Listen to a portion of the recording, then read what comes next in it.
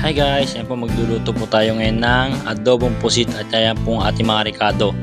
Ayan guys, ang ating adobong pusit na gawin natin.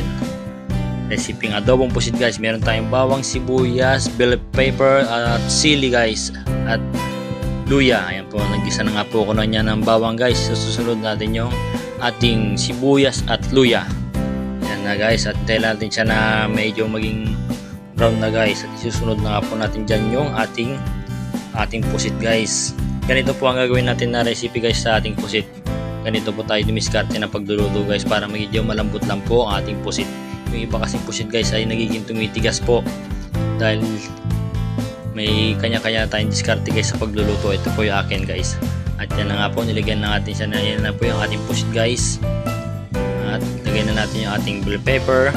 Sunod na po natin yung oyster sauce guys. Yan po yung ating oyster sauce. Isang piraso na guys nilagay ko. At maglalagay na lang din po ko dyan isang takal na asukal guys. At ayan po yung ating paminta.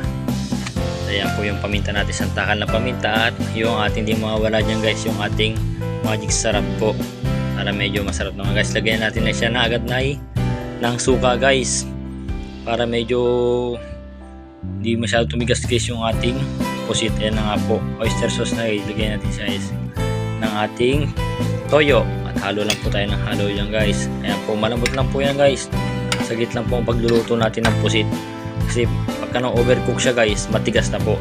At luto na nga po yung ating pusit guys.